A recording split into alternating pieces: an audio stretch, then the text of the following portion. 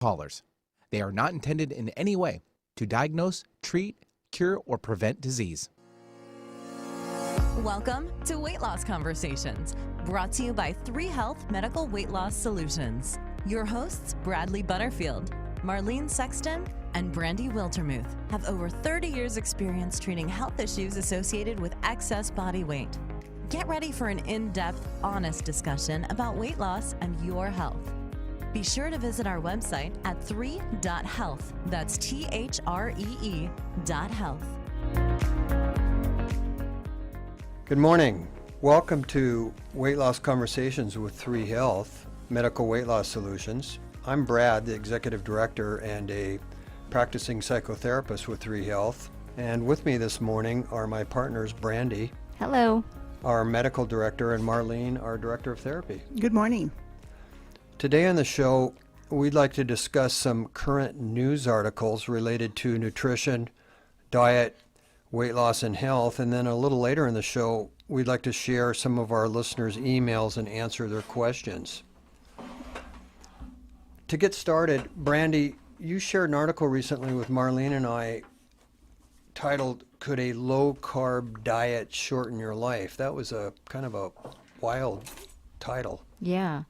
The actual title of that article, it was published in Lancet in August, and it was Dietary Carbohydrate Intake and Mortality, a prospective cohort study and meta-analysis. But the news media got a hold of that, and they gave it a bunch of other titles, and those were pretty interesting, I think. Probably CNN was the most shocking. It said, Low and high carb diets increase risk of early death, study finds. So they left no doubt about it. Yeah, the way they titled that. Yeah. And I guess, let's see, the Telegraph said low carb, high fat diets could knock years off your lifespan. So. But CNN says it will. They say it could. Yeah. Okay. You know, that's very good for headlines, I'm sure, and getting clicks and all that kind of stuff. But when you really look at the article and read it, good 12 pages of it, what you find is that it is like a lot of these studies done on nutrition and making sort of these declarations that not the best kind of study. For one, they ask people what they ate and don't try to control for it. So I don't know about you, but I can't remember what I ate yesterday. And this was a 25-year study. So on June 5th of... Yeah, and they did every 2 years, they met with people and asked them, you know, they gave them a 61-page or 61-question questionnaire about what they'd been eating and doing. And, people like to follow the rules, and so they will say what they think people want to hear. So it's interesting. And then the other thing that wasn't really controlled for is if you think about 25 years of dietary recommendations, they're saying that these people that ate a lot of meat and didn't have as much carbohydrate, they would have been what they call non-adherers, right? So they were kind of giving their middle finger to the dietary guidelines, and probably you can suspect that maybe they were also not following other advice like don't smoke and don't drink so much, and maybe you should get some exercise. So there's a lot of confounding information that didn't really make it in. But I think it's all about headlines and selling and getting clicks. And so this one certainly did it. But I think it's important to talk about because this is also something that our patients are going to be exposed to, and it's so confusing out there. It is. All the You read information one is- article one yeah. day that says, coffee is really good for you. And then 3 days later, it's like, beware of coffee. Right. So. And so part of it is you always have to look at the type of study. This was, like they said, a meta-analysis too, so they compared it to other studies and then draw conclusions from there. But I don't think food recall and dietary intake recall is the most precise way to measure what is happening to people over time when they're not being controlled. So help me out, Brandy. When you say food recall, there's not specificity in that you're journaling or recording daily for 25 years. No. You're just using memory. Right. With Every recall? 2 years you go in and answer this questionnaire. About what you remember that you were right, eating, and then or- they did give them, like portion size objects to kind of try to guess how much of things that they were eating. But it's pretty unreasonable to think that there was really any accuracy there. Okay. Yeah. It's funny because when I was in grad school, research was very specific. I mean, when we had to do research on it, it was the whole. Well, the you're whole supposed thing. to try to disprove your hypothesis. Yeah, and you had to be, your control groups and your subjects, everything had to be so perfected. And now I really notice that people will say studies show, and they don't talk about how they did the study. Right, and Well, these are correlative, And, right? Yeah. And we use terms when I like that you said when you were in grad school, Marlene, because we use terms often. There's a clinical study, which is highly controlled, and then we talk about things anecdotally. Yeah. And this feels way more anecdotal with Yeah, a 25-year recall than it does clinical, doesn't it? There are correlations that you can draw, but it doesn't prove anything. So really what we need is randomized controlled trials, and those are pretty hard to come by when it comes to nutrition because, again, if you're relying on even food journaling, people are not very exact about any of that, even if they're asked to do it, even if, we ask people to do it all the time, and we see the results of that. But there's no incentive for them to do it better, really. Right. Yeah. And it is a lot of work to do a food journal. Yeah. I mean, if somebody comes to our offices and they are, wanting to make changes and they're motivated to make changes and we tell them this is what's going to help you and they do it.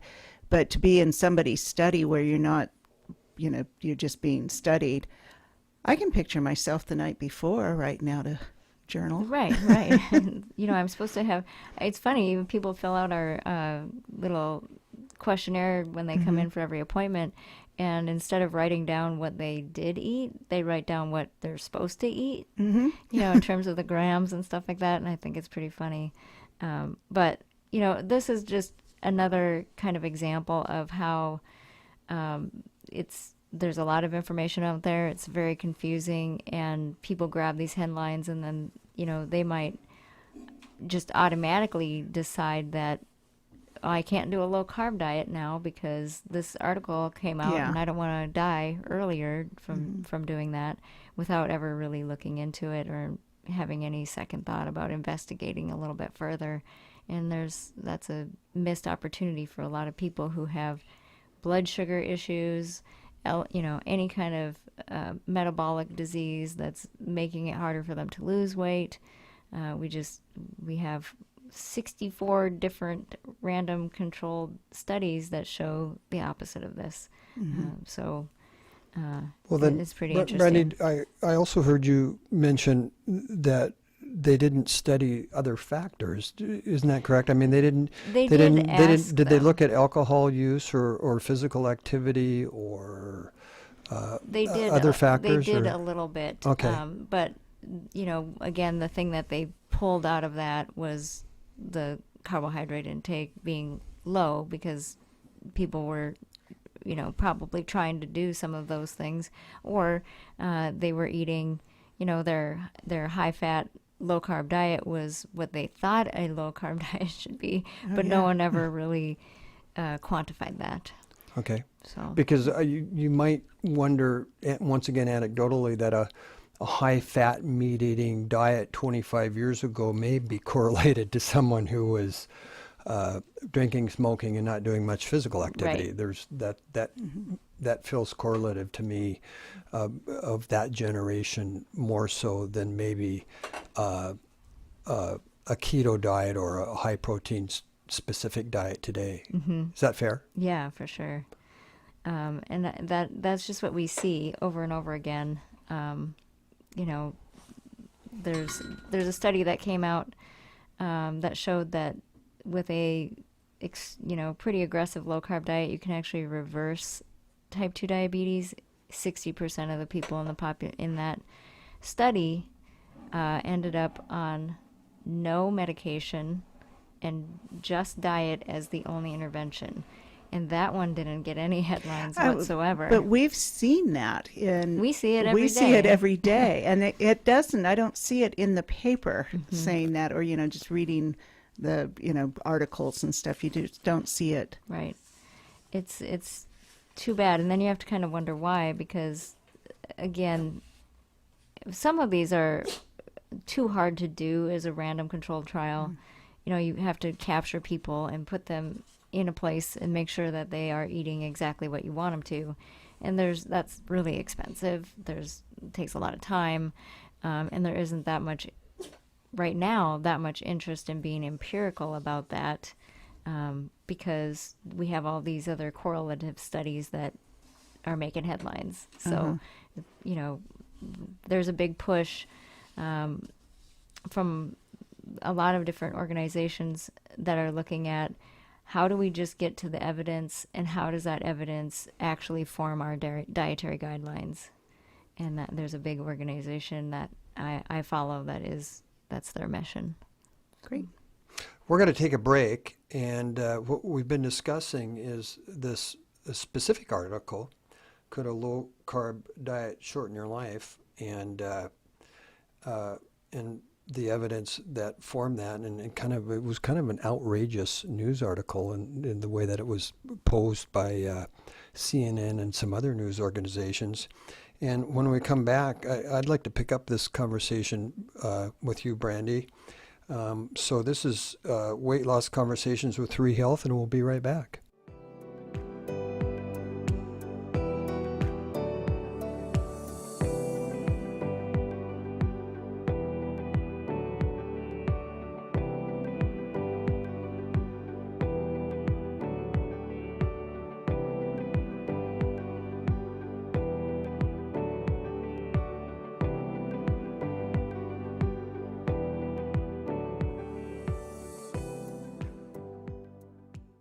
With decades of experience helping patients change their lives, 3 Health Weight Loss Solutions can help you too. At 3 Health, we provide proven and science-based solutions for realistic, achievable, and sustainable results. We're unique, just like you, and the relationships you have with food and yourself. Find out how we treat obesity, depression, high cholesterol, and more. Just give us a call and change your life today. 425-606-0022. Or visit us online at 3.health. That's THREE.health. Even though there's an empty seat, our son will always have a place at our table. Even though the holidays will never be the same, my sister will always have a place in our family. Even though life goes on, my mom will always have a place in my heart. For victims of drunk and drug driving, our grief is unique. But you are not alone. You always have a place at MAD. Call our 24-hour victim helpline at 877-MAD-HELP or visit mad.org. Time is funny. Sometimes it seems fast and other times slow. When it comes to time slots remaining on Alternative Talk 1150, time is running out. In fact, there are just a few primetime slots available. So if you want to host your own radio program, the time to call 425-653-1150 is right now. Nope, no time for excuses. Dial 425-653-1150 to find out how affordable it can be to host a radio show. Alternative Talk, we have an opportunity waiting just for you. Like us on Facebook, facebook.com/1150KKNW.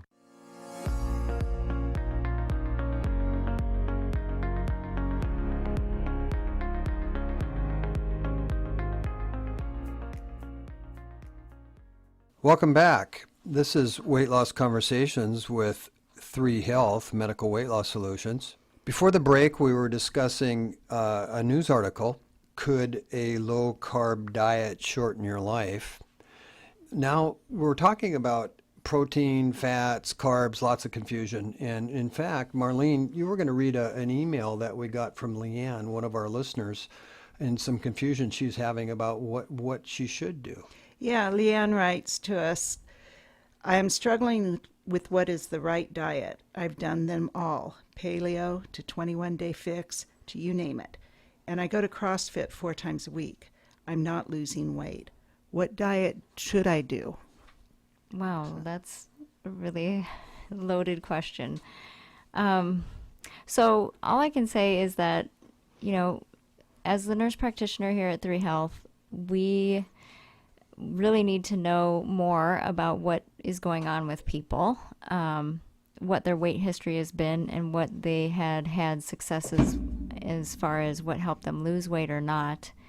And there isn't, unfortunately, a quote-unquote diet that is the best.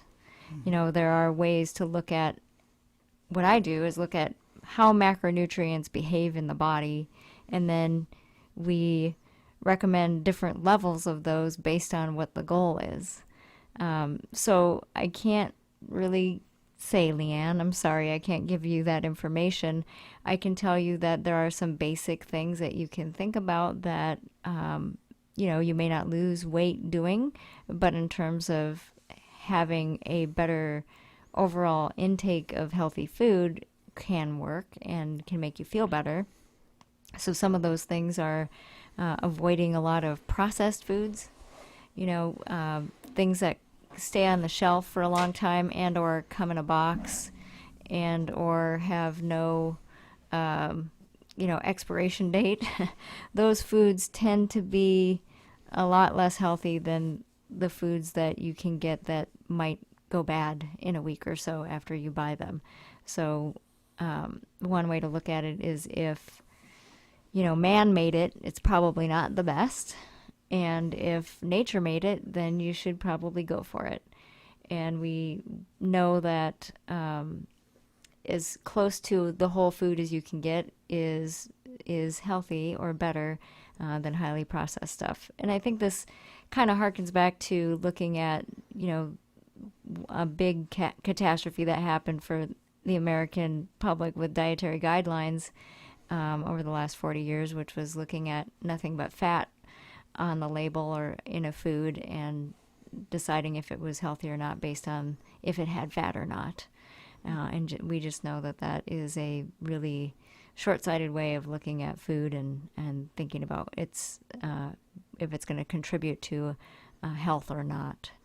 Brandy, one of the things that I'm kind of thinking about is that here at 3 Health, one of the things that does make us unique is it's not just the number on the scale. And I'm listening to the email that Marlene read about Leanne, and she is going to CrossFit. What did it say, Marlene? 4 times a week. 4 times a week is a lot. Yeah. So that's a strength and cardiovascular, but primarily strength training. I mean, she's doing a lot. Yeah, and so we do know that protein is going to really help her with her strength training. Right. And we do look at the overall body and the biometrics, not just the number on the scale. And lab work. You know, Yeah, if exactly. people have high insulin and elevated blood sugar, that's a sign that your body isn't processing carbohydrates very well, which might then lead us to thinking about, if I eat less carbohydrates than I am, then I might be able to influence that in a positive way and I can access more body fat and burn it. But I can't give that recommendation without seeing people and having a little bit more data. In general, though, I think whole foods are a good idea. Shopping on the outside of the grocery store.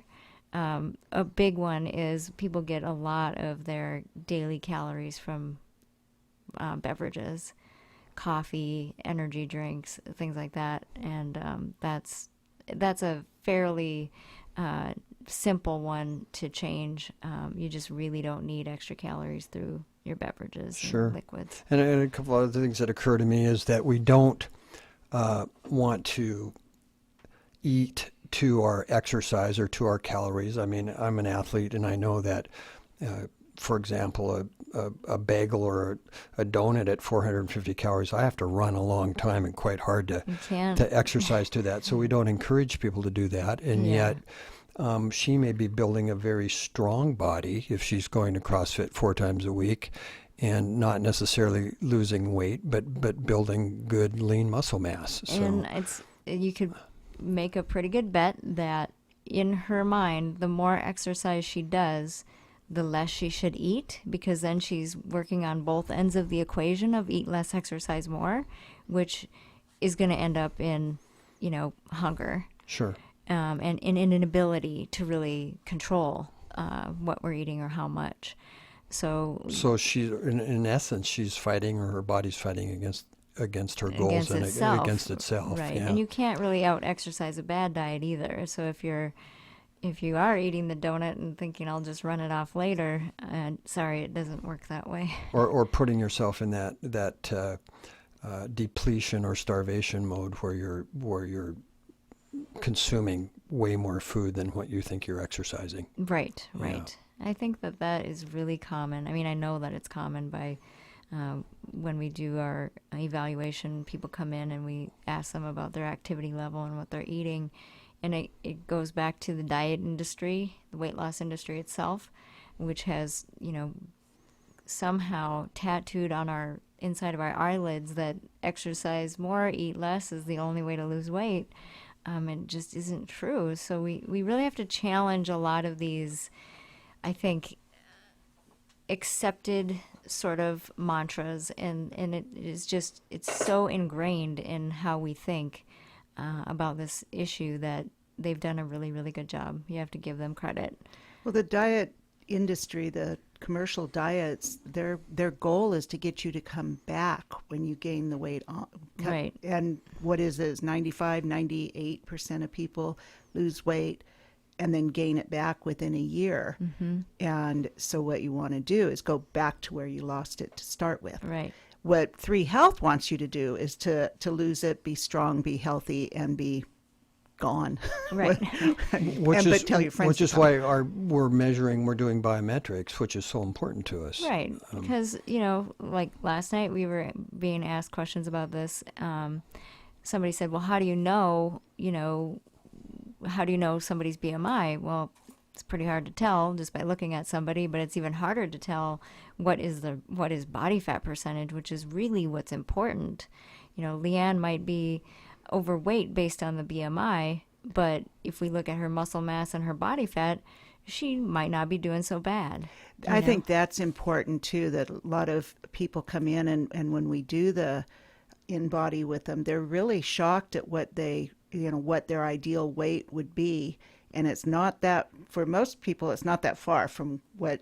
if they have a realistic view of what their weight should be. But when they read a chart that says, you're 5 foot... I remember back in my dieting days that at 5'8", people would tell me that you should weigh 100 pounds at 5 feet and 5 pounds for every inch over. And it's still that way. And that I would be hospitalized at that weight. I mean, Sorry, I don't mean to laugh at that, but it's true. Yeah, and I mean, that's true for most people. Yeah, and that's what most people will say after they do the in-body.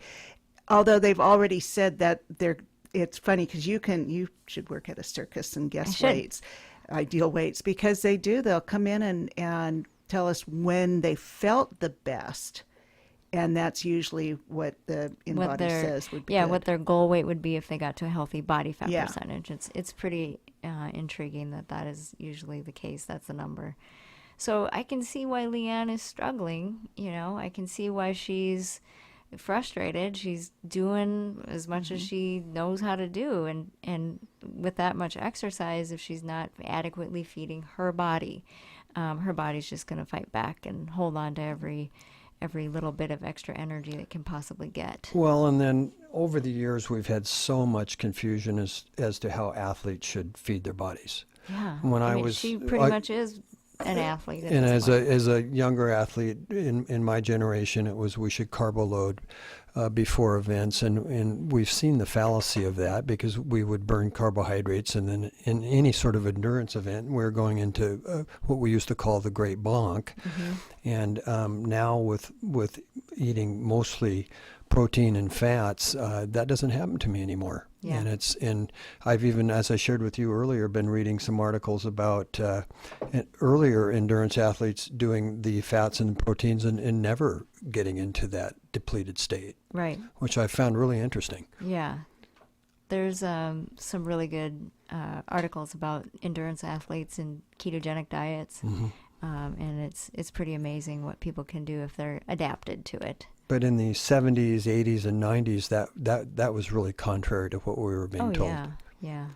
Actually, one of the main proponents of that, the guy I think that was involved in creating and inventing the goo, right. I don't even know what it's called, but sounds good. He was into that 100%, and he's done a complete 180, and now he's a huge advocate for fueling with fat and protein. Well, goo is essentially just sticking sugar in your mouth because were already in a depleted state, right. And so you were trying to get back as quickly as you could. Right. So there is a lot. I mean, thinking of other diets and stuff, maybe we should talk about that when we come back. You know what might be interesting, Marlene, when you talk about other diets, and there's a little humor in this. It's tragic and humorous at the same time. So why don't we take a break? We've been discussing the email from Leanne, who's had some confusion about her macronutrients. But let's take a break. This is Weight Loss Conversations with 3 Health, and when we come back, maybe we'll talk about some of the different diets. And although we don't like to use the word diet, but we certainly have seen and heard lots of things over the years from our different patients. So we'll take a break and we'll be right back.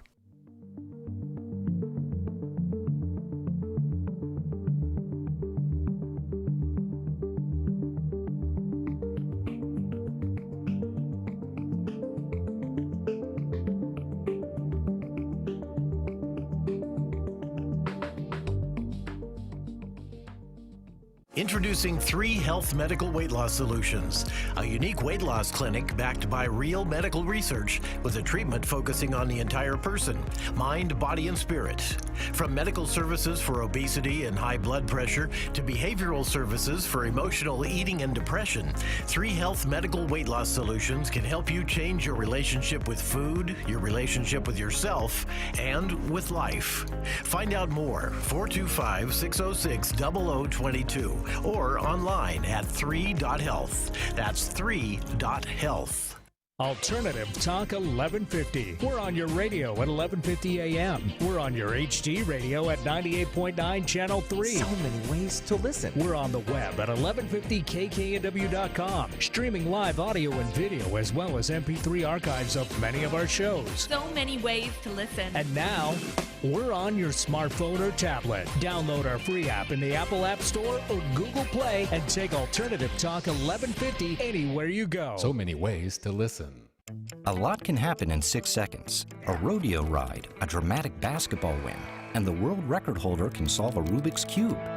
6 seconds is how long it takes for an 18-wheeler traveling at a safe speed to come to a complete stop. And in those 6 seconds, that truck will travel the length of 2 football fields. So please, give them room. Never cut in front of a large truck for any reason. Our roads, our safety. Learn more at sharetheroadsafely.gov. Giving local voices a chance to shine. Alternative Talk 1150.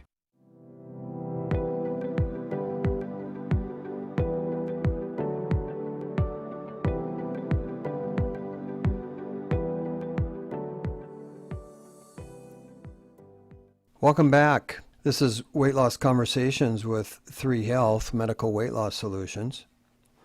Before the break, we were discussing an email from one of our listeners, Leanne, who was struggling with her macronutrients, whether she should be eating protein, fat, or carbs, and all of the different things that she's tried unsuccessfully, as well as her CrossFit program. And then we thought maybe we'd discuss in this third segment of our program some of the different diets and diet programs that we've heard from listeners over the years, and all of our over 30 years of experience between the three of us as providers. I was thinking, I wanted to share with you, a few years ago, I was doing a pre-operative psych eval with a patient, a female patient, and she looked at me and she said, "Honey, I'm an authority on dieting." And I kind of looked at her and wondered what she was saying, and then it occurred to me that she probably was, and she went through and named probably 10 or 12 or 15 different diets. I think that the she had average done. here is our Yeah. clients have gone on 10 to 12 Yeah. average. And it occurred to me she probably was an authority on dieting. I didn't doubt that, as she named all the different ones that she had done. So I myself can name many. Can you? Let's see what you got. So Okay, I remember the grapefruit and egg diet. You have a hard-boiled egg and a half a grapefruit for 3 meals a day, so that was not as sustainable as it sounds. Doesn't sound very sustainable. A sauerkraut diet. Oh. There was one where a meal substitute was water with warm water with lemon in it, and that was your meal substitute. I got to say, water's not much of a meal substitute. No. And then the name diets, I can, zone, paleo, cleanse diets. Master cleanse. Master cleanse. There's raw food, low sodium. Oh yeah, if you did the Whole30, paleo. blood, yeah. there's a blood type diet that Yeah. you match up to your. And then over the years, we've seen lots of what I call storefront sandwich board fad things come up with some sort of chemical or some sort of pseudo-clinical new medicine come up. I mean, there's this one, I don't know what it's called, we were talking about before the break. Oh, where, HCG. Yeah, and what tickles me about that one is there's some sort of medicinal application, but then the client will say, but they're only eating 500 calories a day, and that's probably the key term. Anybody on 500 calories a day is going to lose weight. They're going to starve, but they're going to lose weight. That's a really good way to lose muscle. Yeah. Yeah. Well, and it doesn't sound very healthy at all. No. The HCG what was that? It's like a human growth hormone, but they tried to prove that it was helpful. Like the OMA had people come on and talk about it, and it just couldn't get approved as far as the OMA putting a stamp on it and saying, yeah, we think this is something that people should do. But it's still around. I mean, people can buy it and inject it or take it in drops. And the 500 calories isn't the mystery. It's that this hormone is supposed to help people not be hungry. But I have plenty of patients who'd come in and said, yeah, I did it. And I say, well, were you hungry? Oh, yeah. And it works when you're doing it, just like all of them. Mm-hmm. Yeah, I can remember back in the olden days, they had a diet aid. I think we've talked about this. Yeah. It was sadly called AIDS. It was before the AIDS epidemic, but it went out of, you couldn't find it anymore after 1980 because nobody went to the store to buy AIDS. Yeah. But it was just, it was candy. You ate candy and it was supposed to be an appetite. You had to drink that or eat that too with a warm beverage. So I've got to believe the warm beverage is the key to some of this.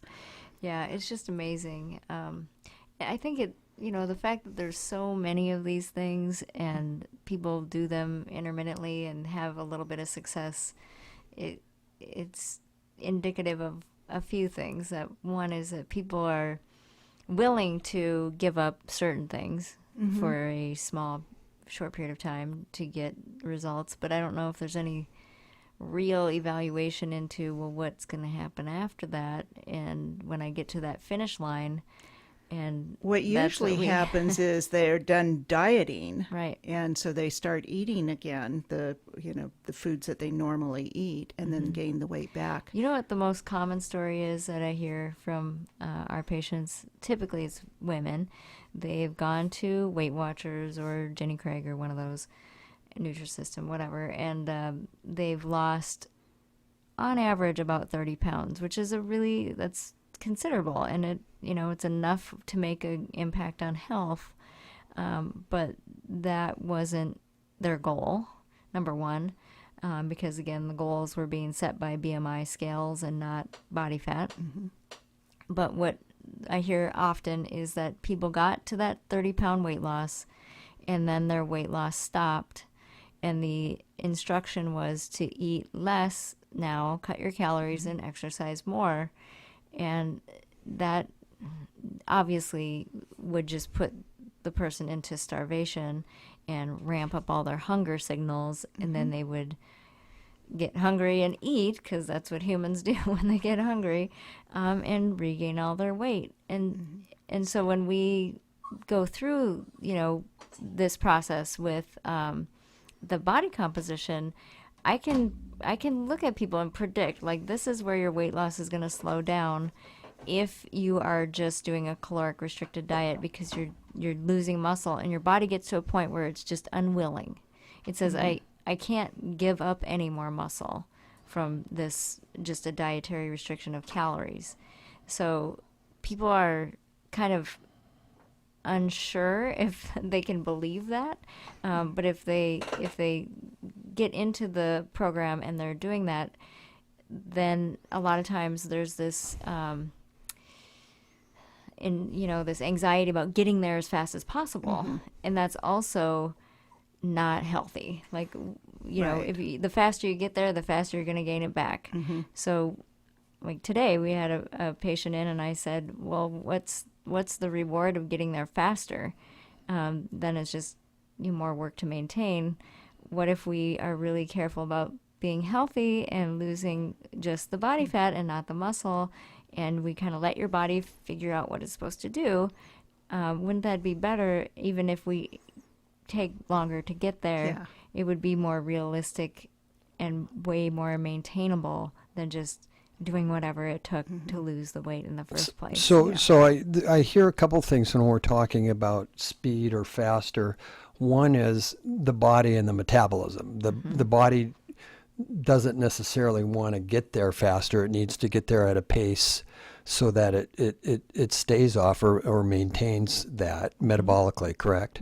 And the body will do it if we give it the right, ratio of nutrients to make sure that the muscle is being protected and the body feels like it can give up energy. If it's not being starved. Right.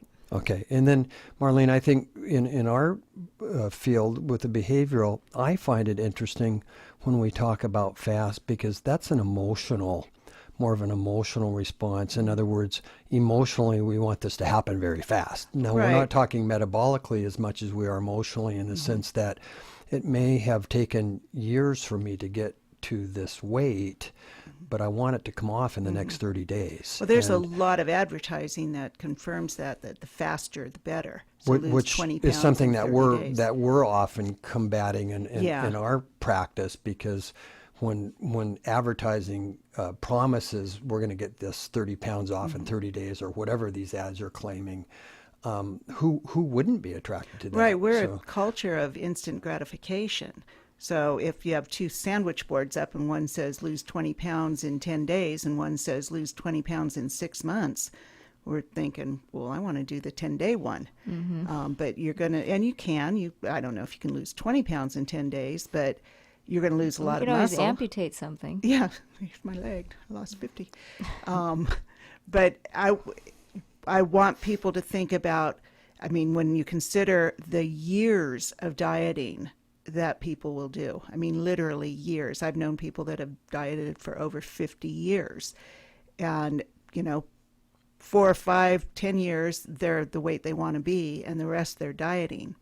So it's looking at it and saying, where do you want to be this time next year, and the year after, and the year after that? So that takes an emotional toll. Yeah. Right. But and then, Brandy, we what term that we often hear is yo-yo dieting, up and down and up and down and up and down. What does that do to you metabolically when you do that year after year? Yeah, it puts your body in a pretty resistive state to keep losing weight. It's not good for the metabolism. It takes a hit. Okay, so is it more? Is it fair to say it's more difficult year after year?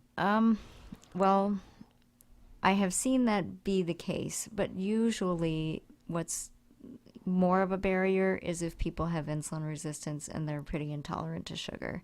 Because I have a lot of people who come and say, I just have no metabolism. And that's not true, obviously. They're alive, so they have a metabolism. You're breathing, your heart's beating, there's something going on. Something's happening. Is it fair to say their metabolisms have slowed down through the yo-yo dieting? Or? Yeah, I mean, I think there is that, but again, that I don't see as big of a barrier as, say, like I said, insulin resistance and glucose intolerance, and then menopause. Those hormonal changes are much more of an adversary than the fact that people have gained and lost weight a bunch of times, at least from my perspective. I think mentally, that's it really much is frustrating for people to say that they've, when we worked at the other clinic, I heard people say that they lost 100 pounds 3 different times. Right. And, I just had such, empathy for them, that the frustration level of that. And how are they supposed to believe us that it'll be different and that they can succeed? I mean, these people are taking a leap of faith, right? And giving us a lot of responsibility and trust to help them with that. Well, this is a great place to take a break. So I'd like to address this when we come back, how our patients, when we ask them to make that leap of faith, maybe specifically how we are different and unique and how they are being successful in our practice and losing that weight and keeping this weight off, as opposed to some of these diet programs where they're losing the weight maybe more rapidly and gaining it back and being discouraged. So this is Weight Loss Conversations with 3 Health, and we'll be right back.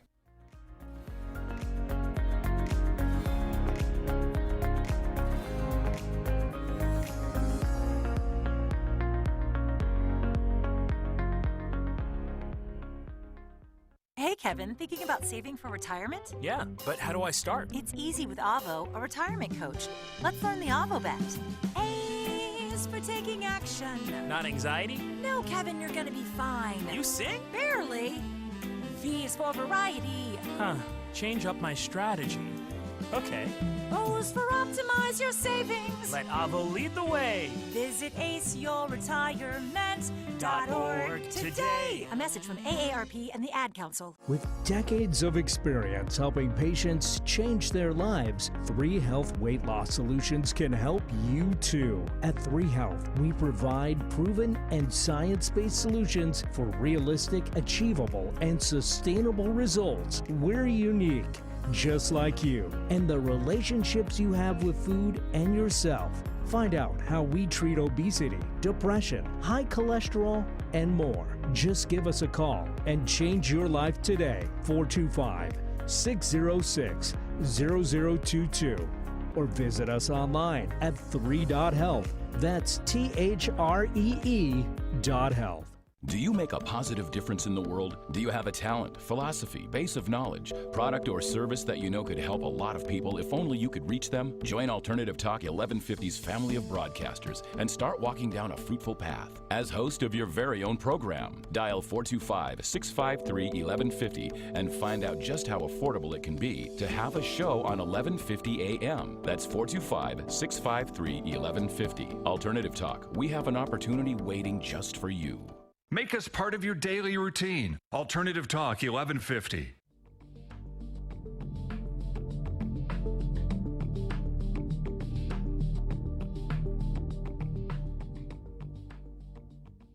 Welcome back. This is Weight Loss Conversations with 3 Health, Medical Weight Loss Solutions. And before the break, we were discussing different types of diets that we've heard over the years in all of our experience as providers in this field. Some of them were almost humorous, and actually some of them are a little bit sad. We were also talking about people wanting to lose weight rapidly sometimes, and Brandy was talking about how physically or metabolically that's really difficult, and then Marlene and I touched on often how we want to lose weight quickly from an emotional or behavioral standpoint, and that's also can be very difficult. Yeah, especially with sustaining weight loss. Right. And so as we wrap up today, what do you all think about some of the things that we've been talking about? I think that kind of the major takeaway from looking at these articles that turn into sensationalized headlines is that you really have to look at the research article itself and look at who's funding it. And, you know, it's pretty hard sometimes to read between the lines of what is going on there, but almost none of them are very, you know, as clear as what the headlines say they are. And so just being a little more inquisitive about those things and curious, looking into them a little bit more would be good advice. I think one of the things that we take so much interest in our clients here at 3 Health is probably the term sustainable weight loss. And it's not fast, it's not rapid, but we want our patients to sustain what the weight loss. I think it would have been great if the first diet I went on, I sustained my weight loss. Yeah. Sure. That would have saved Well, and again, 40 that's years. why our programs are longer than what you see in most other weight loss clinics, even medical weight loss clinics. They usually say 3 months or 6 months, and we know that it just is not gonna happen. And they are truly tailor-made for each individual, aren't they? Right. I mean, that's what's hard about Leanne's email is I can't see her and measure her body composition through the email. So that's what we do here at 3 Health is we take everybody from an individual basis and we look at them specifically, talk to them, understand what's going on in their body to give you the best shot at being successful. So, Brandy, one of the things that we wanted to do in our radio program is have kind of a focus of the week or a takeaway, so to speak, for each week. How would you summarize this week that would be a focus for our listeners? Well, again, not looking at individuals, but just looking at people in general and health in general. If they're looking for some advice, I would say an easy thing to do, an effective thing to do would be to just start being aware of what you're eating and writing it down. Writing down what you eat, not necessarily what the calories are or the grams of anything, just what you're eating and when. And then evaluating how you feel, because you can see patterns in that. And those are really important to then reflect on and understand, well, maybe I need to do something different if I'm falling asleep at 10 in the morning and I just ate my oatmeal. We can see patterns in our physical well-being and how we think and feel, and then we can correlate that with what we're eating. And behaviorally, emotionally, that shows a pattern too. Sometimes with somebody's got repressed anger, they're eating a lot of crunchy, salty things. Yeah, we see that people crunch stuff when they're or if upset. they need more nurturing, they might be eating more sauces and gravies and ice cream and smooth stuff. Smoother things. So we can, look at that. And I think that's the important part with 3 Health is that we get people's individual stories. Right. So I'm not really going to be able to give anybody dietary advice. I can say there's some pretty basic tenets like don't drink calories and eat real food. And, if you're not doing those things, that's a really easy and great place to start, and then write down what you're eating and evaluate that and look for patterns. And Marlene and I on the behavioral side, by writing these things down, you become mindful. Yeah. You become self-aware.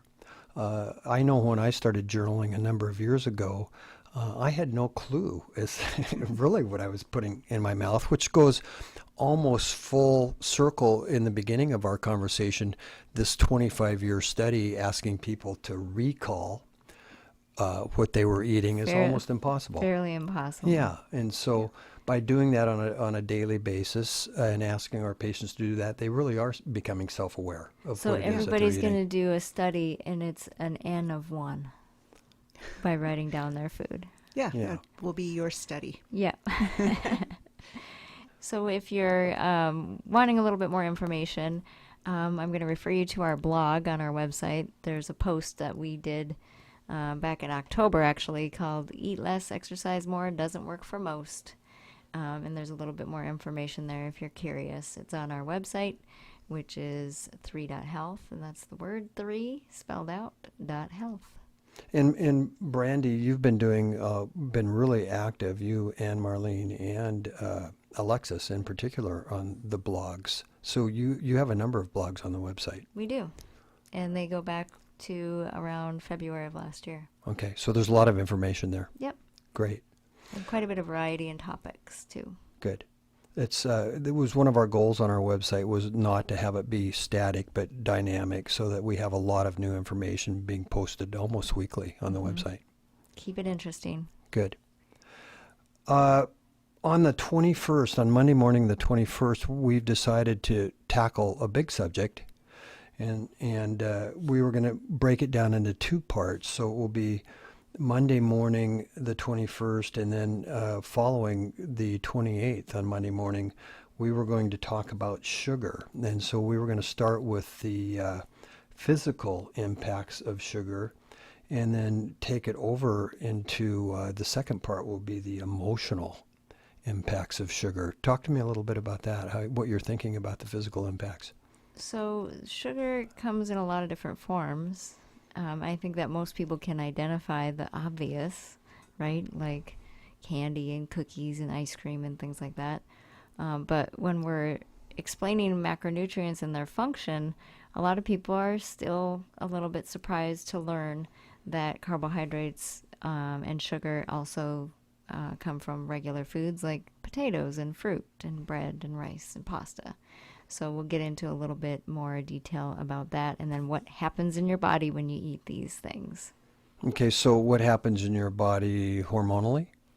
Hormonally, what happens to your blood chemistry, what happens to your energy levels, just follow the physical reaction to putting sugar in your body and the consequences of that. That's great. And then the following Monday, we will we'll proceed to talk about emotional impacts of sugar, and maybe even what Marlene and I have seen over the years with dealing with sugar, and maybe even to go so far as to talk about sugar addiction and or sugar recovery, and what we've seen, and even I can share my personal story with sugar addiction and sugar recovery. I think so. That's why I think it's a good first step for people to start just writing down their food and recognizing the next week they'll be able to recognize, oh, these are the foods that I'm eating that contain sugar. And like I said, get that sugar out of your beverages first and foremost. And artificial sweeteners. Yeah, artificial sweeteners. We'll talk about that because there is a place for them if we need to. It's sort of a way to get away from sugar without as much of the metabolic impact.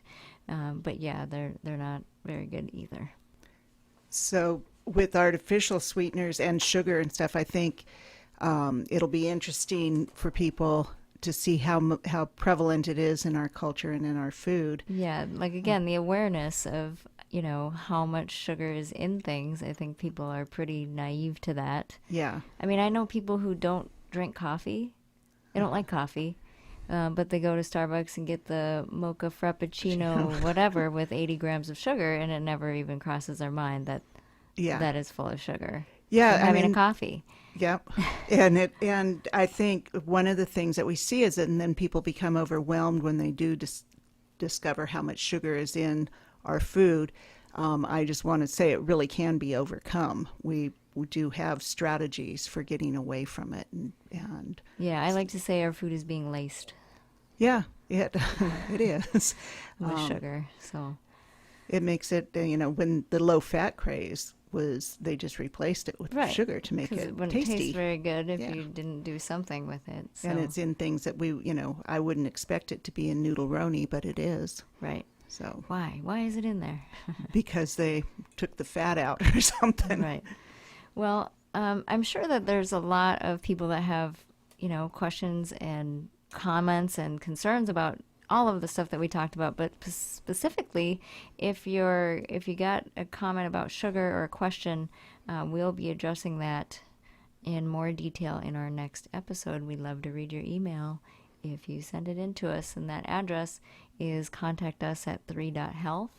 And if you're wanting to learn more about our clinic and make an appointment, we do have a free consultation that you can come to.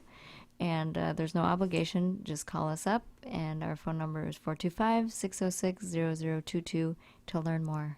So we hope everybody will tune in next Monday morning, 8 a.m. That'll be on the 21st, and then we'll do a follow-up on sugar on the 28th as well. Sounds good. Have a good week. Thanks Be for safe. listening. Bye.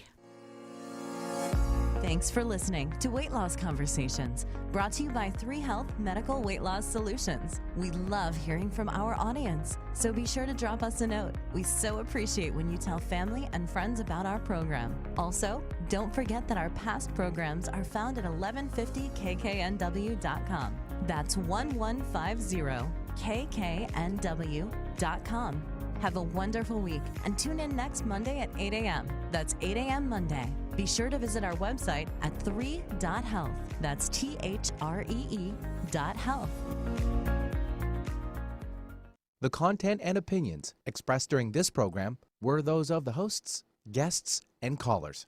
They are not intended in any way to diagnose, treat, cure, or prevent disease.